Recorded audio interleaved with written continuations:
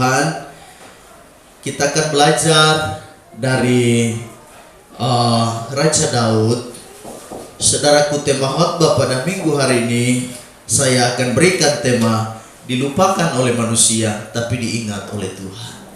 Sekali lagi, dilupakan oleh manusia tetapi diingat oleh Tuhan. 1 Samuel pasal 16 ayatnya yang ke-7. Kita akan lihat firman Tuhan pada pagi hari ini dalam ibadah minggu yang luar biasa. Kita akan belajar dari sosok Daud. Kemarin kita belajar dari Yusuf, dari pintu penjara menuju kepada istana. Kali ini kita akan belajar kepada Daud, dilupakan oleh manusia tapi diingat oleh Tuhan. Kita akan baca ayat ini secara bersama-sama. 1 Samuel 16 ayatnya yang ke-7. 1 Samuel 16 ayatnya yang ke-7. 2, 3, mulai. Tetapi berfirmanlah Tuhan kepada Samuel, janganlah pandang parasnya atau perawakan yang tinggi, sebab aku telah menolaknya. Bukan yang dilihat manusia, yang dilihat Allah. Manusia melihat apa yang di depan mata, tetapi Tuhan melihat hati. Puji Tuhan. Manusia melihat apa yang di depan mata, tetapi Tuhan melihat isi hati. Manusia melihat penampilan lahiriah, tetapi Tuhan melihat penampilan yang batiniah. Manusia melihat penampilan saja dan semata, tetapi Tuhan melihat apa yang ada di dalam hati kita. Itulah firman Allah yang disampaikan Tuhan kepada Nabi Samuel.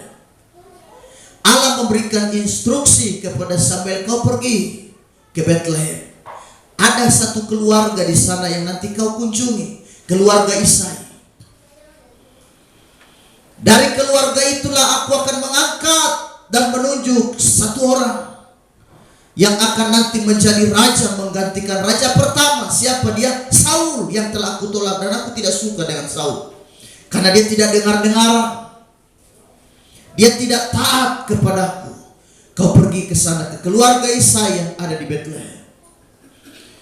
Aku akan mengurapi dan mengangkat seorang anak, salah satu anak dari Isai. Kau pergi ke sana, itu perintah Tuhan kepada Samuel. Makalah pergilah Samuel. Alkitab berkata Samuel pergi dengan diam-diam tanpa diketahui oleh Saul. Sebab kalau Saul tahu, wah habis cerita, dia bisa selesai. Karena itu dia pergi dengan berbagai alasan. Dia ke sana untuk dengan alasan, dia berkata saya ke sana untuk mengadakan sebuah pesta, melakukan semacam pengguntingan bulu domba. Dia tidak bilang bahwa saya ke sana nanti akan mengurapi raja yang baru. Tidak, bukan itu alasannya. Jadi kita melihat di sini dilupakan oleh manusia tetapi diingat oleh Tuhan.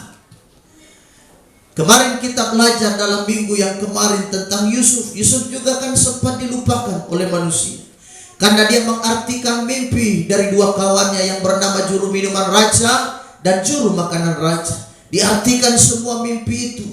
Dia berkata, hei kawan, kau yang juru minuman raja, kau akan dikembalikan pada posisimu yang semula.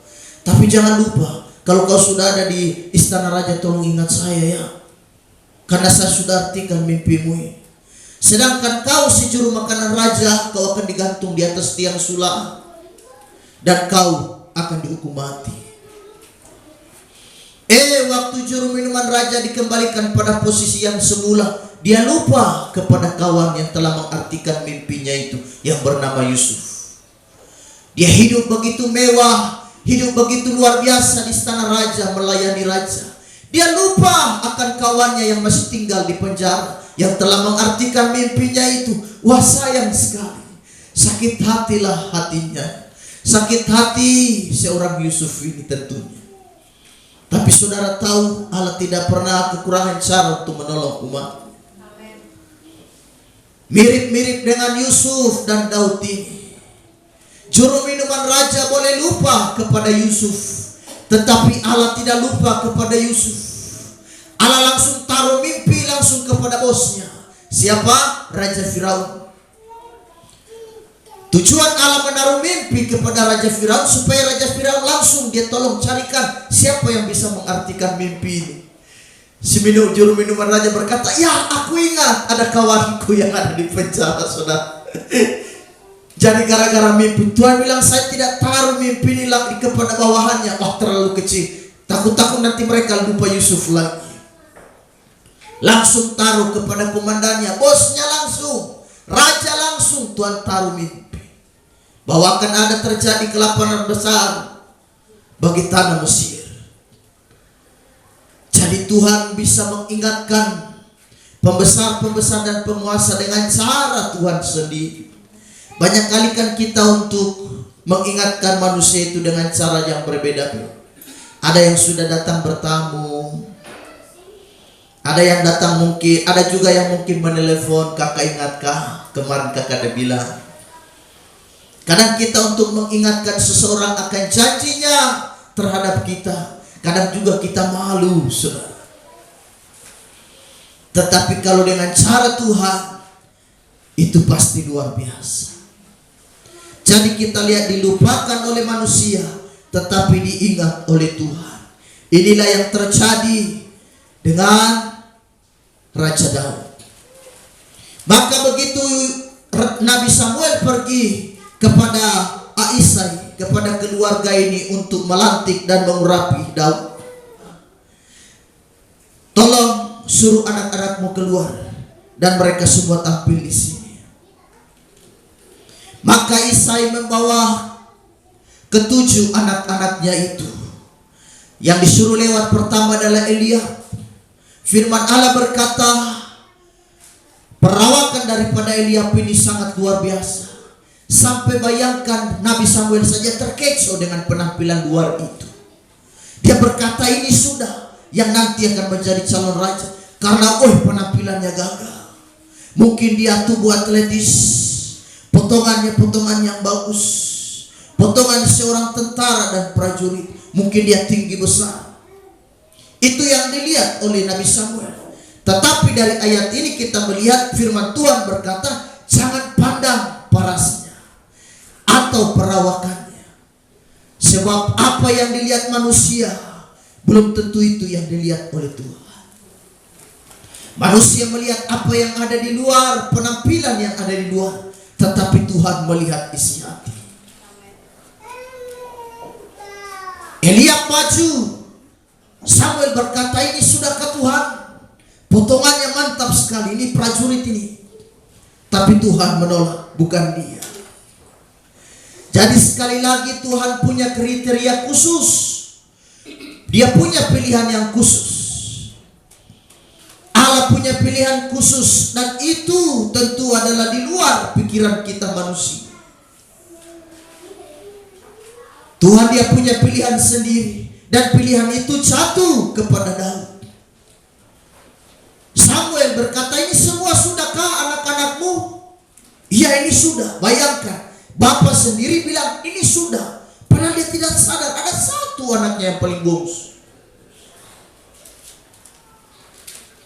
Jadi ayah sendiri tidak terlalu menganggap si Daud ini. Sampai ayahnya berkata, oh ini sudah yang ada.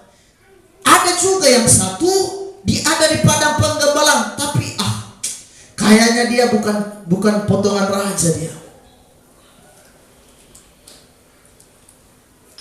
Jadi semua perawakan yang bagus-bagus yang dimunculkan oleh Isai, bapak mereka. Seorang nabi datang ke rumah, itu adalah perkara yang luar biasa. Itu pasti semua keluarga harus kumpul. Kenapa? Karena hamba Tuhan datang ke rumah, berkunjung. Tapi sayang sekali, Isai telah menganggap remeh dan melalaikan anak yang bongsu. Dia bilang, biar sudahlah dia. Kakak-kakaknya saja yang diajak. Kakak-kakaknya saja yang diajak semua untuk kumpul. Sedangkan Daud dibiarkan begitu saja. Padahal kalau seorang nabi berkunjung ke rumah, itu adalah hal yang sangat luar biasa sekali. Kita melihat seperti Elisa berkunjung kepada perempuan Sunem. Pokoknya kalau hamba Tuhan berkunjung ke rumah itu, Di zaman perjanjian lama kita melihat pasti keluarga itu diberkati Tuhan. Kenapa? Karena mereka membawa hadirat Allah. Mereka membawa semacam berkat khusus yang dari Allah bagi keluarga tersebut. Perempuan Sunem, dia tidak punya anak. Kaya raya tapi sayang tidak punya anak. Harta ada melimpah tapi tidak punya keturunan. Lewat hamba Tuhan Nabi Elisa, kemudian dia bisa memperoleh anak. Dan kita lihat di sini, Isai sengaja membiarkan Daud, membiarkan dia seorang diri di padang penggembala. Samuel bertanya, semua ini sudah ke anakmu? Ini sudah. Ada satu, ada di padang penggembala, tapi kayaknya dia tidak mungkin jadi raja. Namanya Daud, tapi jadi ayah, keluarga meragukan. Samuel bilang, kita orang tidak bisa makan. Ini semua makanan sudah disajikan, kita belum bisa makan. Panggil dia dululah, saya akan menunggu di sini. Maka Daud yang firman Allah berkata, yang masih muda belia dan kemerah-merahan pipinya itu tampil ke depan. Dia tampil ke depan, langsung Tuhan berbisik dan berkata kepada Samuel, ini dia, urapi dia. Mungkin Samuel juga waktu itu masa Tuhan, potongan yang model begini mau jadi raja? Nah itulah firman Allah tadi katakan, jangan pandang parasnya atau perawakan yang tinggi, sebab aku telah menolaknya. Bukan yang dilihat manusia, yang dilihat Allah. Manusia melihat apa yang di depan mata, tetapi Tuhan melihat hati. Begitu Daud muncul di depan Samuel, firman Allah berkata, Allah langsung menyuruh kepada Samuel, urapi dia, ini sudah pilihanku. Ini sudah dia. Daud terpilih menjadi raja Israel itu. Dari seorang yang tidak dianggap, dari seorang yang dilupakan, dari seorang yang tidak masuk hitungan, dilupakan oleh manusia, tetapi diingat oleh Tuhan. Tuhan ingat kepada Daud. Jadi meskipun manusia tidak melihat kita, manusia bisa meremehkanmu dan meremehkanku, tetapi Tuhan berbeda dengan penilaian manusia.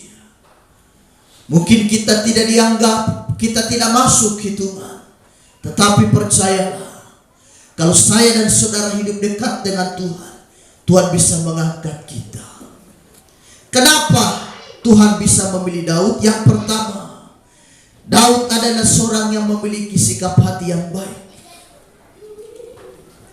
Yang pertama, Daud memiliki sikap hati yang baik. Sikap hatinya adalah sikap hati seorang gembala. Karena dia terbiasa menggembalakan kambing domba. Seorang penggembala itu kan sabar. Makanya ketika Saul berkata, apakah engkau akan melawan Goliat yang raksasa dari Filistin itu? Ya Tuanku, aku siap untuk menantang. Wah, Saul juga meragukan dia. Karena siang dan malam raksasa yang besar ini setiap hari menghina dan menghujat Allah Israel. Karena aturannya adalah 1 lawan 1. Turun di lembah kita perang. Jika jagoan Israel mengalahkanku, maka semua pasukan Filistin akan menjadi milik kalian. Tapi kalau jagoan Israel kalah dan aku menang, maka semua pasukan Israel akan menjadi milik kalian. Itu aturan. Jadi siapa yang berani? Aturannya 1 lawan 1. Kirim utusan dari jagoan Israel kemari. Setiap hari dia maju menantang. Hujat Allah, malah Allah kalian yang besar itu, mana tunjukkan padaku. Bayangkan, Daud mendengar itu tidak suka, tidak senang. Karenanya begitu Daud tampil di medan pertempuran, Daud pergi ke medan pertempuran bukan pergi bertempur. Daud pergi ke medan pertempuran untuk bawa perbekalan. Ayah mereka Isai berkata, nah Saul. Mereka ada di medan pertempuran.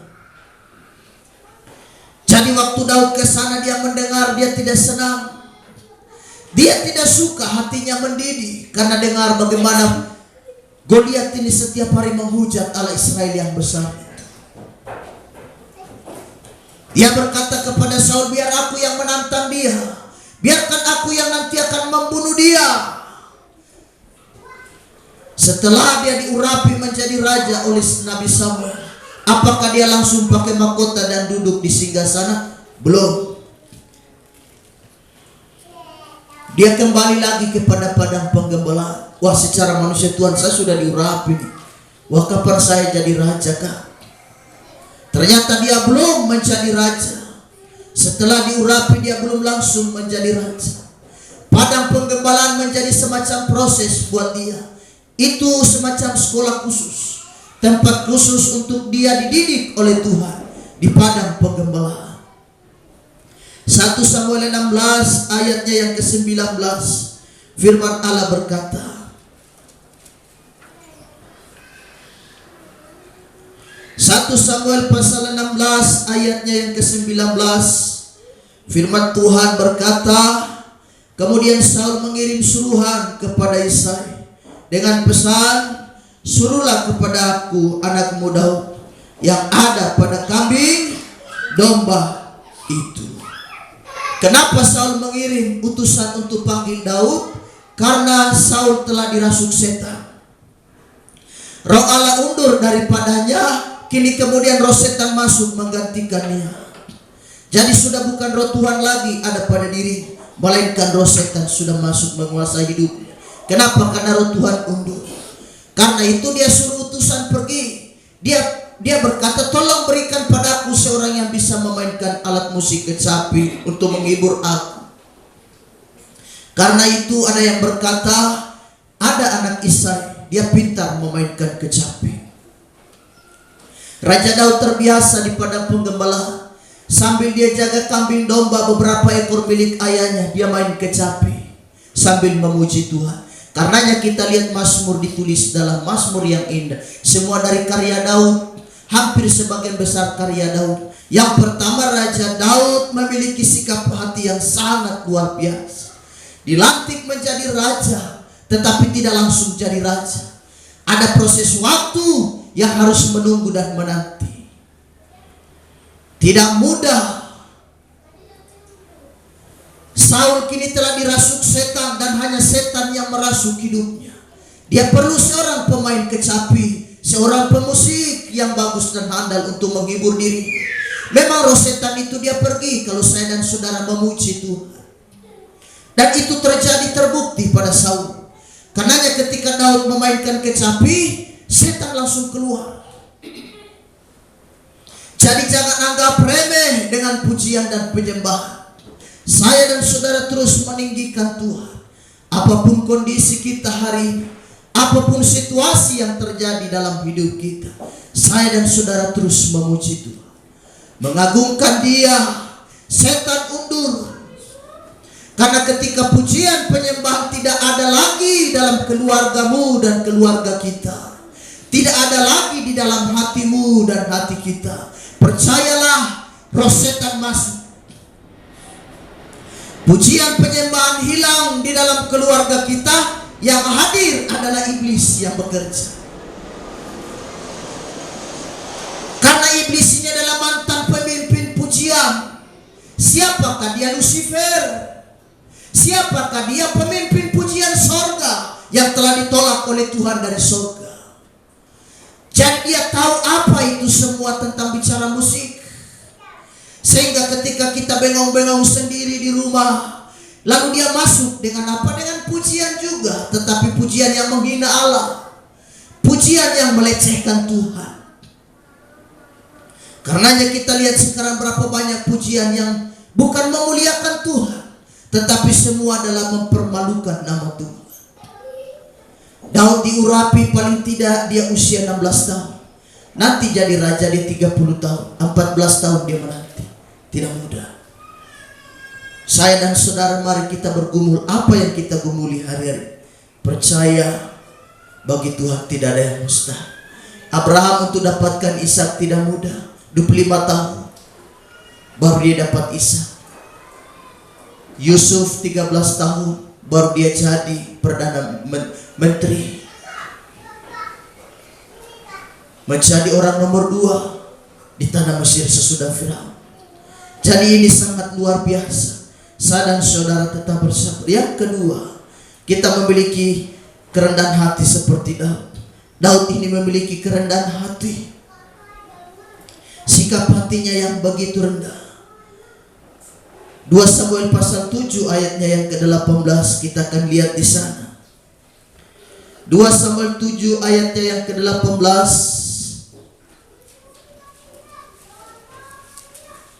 2 Samuel pasal 7 ayatnya yang ke-18 firman Allah berkata, lalu masuklah Raja Daud ke dalam, kemudian duduklah ia di hadapan Tuhan sambil berkata, siapakah aku ini ya Tuhan Allah, dan siapakah keluargaku, sehingga engkau membawa aku sampai sedemikian ini. Satu kerendahan hati, ia datang bersujud kepada Tuhan dengan satu kalimat indah berkata, siapakah aku ini Tuhan, dan siapakah keluargaku, sampai hari ini kami ada sedemikian ini, semua karena kasih Tuhan. Siapakah saya dan saudara? Kita ada sampai hari ini semua karena kasih Tuhan. Coba kau berkaca dari pengalaman-pengalamanmu yang sebelumnya. Siapakah Anda sampai Tuhan bisa mengeluarkanmu dari ranjang kesakitan yang ada di meja operasi? Siapakah Anda sampai saya dan saudara Anda berdiri sampai hari ini, sedangkan orang lain semua pada mati-mati karena terkena sakit penyakit? Kita masih ada sampai hari ini semua karena kasih Tuhan.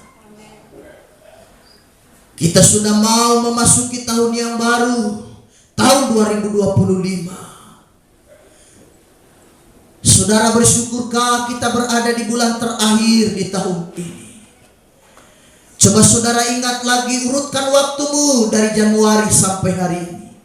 Berapa banyak pertolongan yang Tuhan buat bagimu? Berapa banyak tanda mujizat yang kau alami? Patutlah dan selayaknya lah saya dan saudara mesti berkata seperti Daud, siapakah aku ini? Siapakah keluargaku? Siapakah anak-anakku? Kami ada sampai sedemikian rupa, semua karena kasih Tuhan, semua karena anugerah Tuhan. Siapakah saya dan saudara? Siapakah kita sehingga sampai hari ini tangan anak kami yang patah terlepas sehingga bisa tersambung kembali? Siapakah kami? Kami harus berkaca dari pengalaman-pengalaman itu. Siapakah kami Tuhan? Semua karena mujizat yang Tuhan lakukan. Tahun 2024 ini banyak pengalaman indah bersama dengan Tuhan. Lekaliku kehidupan, siapakah kami Tuhan? Siapakah jemaat GPD Damai? Siapa kami sekeluarga hamba Tuhan ini yang melayani Tuhan sampai ada sedemikian? Semua karena anugerah Tuhan. Kami harus sadar diri, kami harus introspeksi diri dan berkata, siapa kami Tuhan? Kami bersyukur dengan banyak kasih karunia yang Tuhan berikan bagi kami.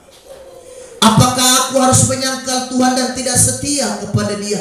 Oh, terlalu rugi dan terlalu salah. Siapakah kami sehingga kami melayani Tuhan sampai hari ini ada? Semua karena kasih Tuhan. Melewati berbagai macam onak dan duri. Anak meninggal, bahkan tangan anak kami pun harus patah, mengalami patah. Secara medis tidak mungkin, dokter berkali-kali menolaknya. Dokter ahli, bukan dokter sembarangan. Dokter ahli tulang berkata, aku tidak sanggup dan tidak mau menangani tangan anak daripada tangan anak ibu ini. Sehingga oleh pertolongan Tuhanlah tangan anak kami ini sehingga bisa tersambung kembali dengan cara Tuhan. Jadi hari ini kita ada semua karena Tuhan. Yang saudara bersyukur, Natal ini tidak ada uang, tidak ada baju, Saudara punya kesehatan, saudara lihat saudara punya hidup sekarang. Kita masih bisa jalan pergi ke pasar beli sayur kangkung 1 ikat, bisa pulang masak. Itu anugerah Tuhan yang terbaik. Lihat berapa banyak orang terbaring di rumah sakit tidak bisa makan kangkung. Kita mah bisa makan, belanja bebas, bisa ke kios, haleluya. Bisa ke Indomaret. Pergi ke Indomaret masuk kosong, pulang bawa barang. Semua semua karena anugerah Tuhan. Haleluya. Apalagi dengar-dengar begini di Ramayana ada diskon besar-besaran kan. Tidak pusing, tidak peduli. Tidak tahu diskon itu dia berakhir di tanggal berapa. Pokoknya tidak pusing. Dia mau berakhir di tanggal 9 ke tanggal 10, tidak pusing. Saya dan saudara tetap merayakan Natal bersama Tuhan. Jadi tidak usah bersungut. Tidak ada baju baru, tidak apa-apa. Kita bersyukur buat kebaikan. Yang penting kita masih hidup bersama anak-anak, keluarga. Kita sudah luar biasa melayani Tuhan bersama. Jadi tidak usah bersungut, tidak usah untuk yang macam-macam. Kita cukup satu macam saja. Jadi oleh sebab itu yang terakhir, Daud percaya kepada rencana Tuhan. Rencana Allah tidak pernah gagal. Betul dia sudah dilantik, tapi tidak langsung jadi raja. Mungkin Daud bertanya-tanya, wah Tuhan, jangan sampai Nabi Samuel salah lantik saya. Jangan sampai hamba Tuhan ini telah salah memilih aku sebagai raja. Lah buktinya saya masih ada di padang penggembala. Sudah dilantik jadi raja, kok kembali ke padang penggembala? Bukannya pergi langsung duduk di istana. Malah saya masih ngurusin kambing, masih ngurusin domba. Tetapi rencana Allah tidak pernah gagal. Kita tahu bahwa di kemudian hari Daud kemudian menjadi raja. Ada waktu, ada proses yang harus Daud terima. Padang penggembalaan adalah proses Tuhan. Adalah tempat di mana Allah membentuk dia. Proses Tuhan bagi Daud adalah Daud berkali-kali, beberapa kali hampir ditombak, bahkan ditombak dan salah oleh Saul. Dia dikejar oleh Saul sehingga dia harus pindah dari gua satu kepada gua yang lain, dari tempat satu kepada tempat yang lain. Pindah-pindah sebagai seorang pelarian. Raja ini sudah dilantik, tapi lari-lari. Dia bilang, wah Tuhan, saya sudah dilantik, kok saya ini seperti buruan. Saya dikejar-kejar seperti buruan saja. Mana Allah yang besar itu? Bukankah Samuel sudah lantik saya? Saya ini raja. Kok saya masih dikejar-kejar? Saul mau dibunuh, lari ke sini, pindah ke sini, pindah ke sana. Wah Tuhan. Tapi dia sabar. Dia percaya rencana Allah tidak pernah gagal. Dia sadar kalau Allah sudah menentukan, Allah sudah memilih, maka tidak ada rencana yang gagal. Manusia boleh merancangkan yang jahat untuk saya dan saudara, tetapi Tuhan selalu punya rencana yang baik untuk kita. Itulah yang Yusuf sampaikan kepada kakak-kakaknya, betul kau menjual aku ke Mesir. Manusia mereka-rekakannya yang jahat untuk aku, tetapi Tuhan mereka-rekakannya yang baik. Yang jahat menjadi baik bagi Allah. Ada orang yang merencanakan celakamu, ada orang yang merencanakan segala yang jahat buatmu. Tapi percaya Tuhan akan membela kita. Kita baca ayatnya yang terakhir. Daud percaya pada rencana Tuhan. Ya, Ayub pasal 42 ayatnya yang kedua kita baca ayat ini. Ayub 42 ayat 2 kita baca dengan suara yang keras. Dalam hitungannya yang ketiga, 2, 3. Mulai. Aku tahu bahwa engkau sanggup melakukan segala sesuatu dan tidak ada rencanamu yang gagal. Sekali lagi, 2, 3. Aku tahu bahwa engkau sanggup melakukan segala sesuatu dan tidak ada rencanamu yang gagal. Puji Tuhan untuk firman Tuhan. Ayub tahu, dia sadar tidak ada rencana Allah yang gagal. Rencana Allah semua pasti akan terlaksana. Kapan itu? Waktunya Tuhan. Terbukti Putih Daud kemudian diangkat oleh Tuhan menjadi raja. Dilupakan oleh manusia, tetapi diingat oleh Tuhan. Keluarga sendiri melupakan dia, bahkan ayah kandung sendiri tidak ingat dia. Tetapi Tuhan tidak kekurangan cara untuk ingat kepada anak yang satu ini, namanya Daud. Rencana Allah tidak akan pernah gagal, saudara. Jadi itu yang Daud imani, itu yang Daud percayai. Kalau Allah sudah berfirman, Allah sudah memilih, pasti tidak akan meleset. Tinggal tergantung waktunya kapan, prosesnya ada. Jadi tetap percaya, waktu Tuhan pasti yang terbaik. Aku tahu, kata Ayub, tidak ada rencana Tuhan yang gagal. Awalnya dia meragukan Tuhan. Awalnya Ayub berpikir bahwa hanya orang yang salehlah tidak akan mendapatkan penderitaan. Sedangkan orang di luar Tuhan yang menderita, orang yang di dalam Tuhan tidak. Dia salah, meleset pemikiran dia. Ayub punya pemikiran hanya orang dekat dengan Tuhan yang hidup mantap, jalan mulus tanpa hambatan. Ternyata meleset pikirannya itu. Karenanya Ayub berkata, aku mengutuki hari lahirku. Dia tahu bahwa proses itu, penderitaan itu datang bukan hanya kepada orang yang tidak takut akan Allah, tapi orang yang takut akan Tuhan juga akan mengalami. Tetapi ingat baik, rencana Allah tidak pernah gagal bagi orang itu. Rencana manusia boleh gagal, rencana Bapak dan Ibu Gembala dan Jemaat GPI Damai boleh meleset, tetapi rencana Tuhan tidak pernah gagal. Apa yang saudara rencanakan mungkin gagal. Kau berkata, sudah aku berdoa, sudah aku bawa di dalam doa, tapi meleset Bapak Gembala. Ya, karena kita manusia. Tapi kalau waktunya Tuhan tiba, rencana Allah tiba, saya dan saudara hanya bisa angkat muka dan bersyukur. Kita berkata seperti Daud, siapakah aku ini? Sampai aku ada sedemikian, siapakah aku? Pelayanan ini masih ada sampai saat ini. Kita jemaat sampai ada sampai hari yang ada ini, semua karena kasih Tuhan. Bersyukurkah saudara akan hal itu? Atau saudara duduk santai-santai saja? Saudara tidak pusing dengan keadaan.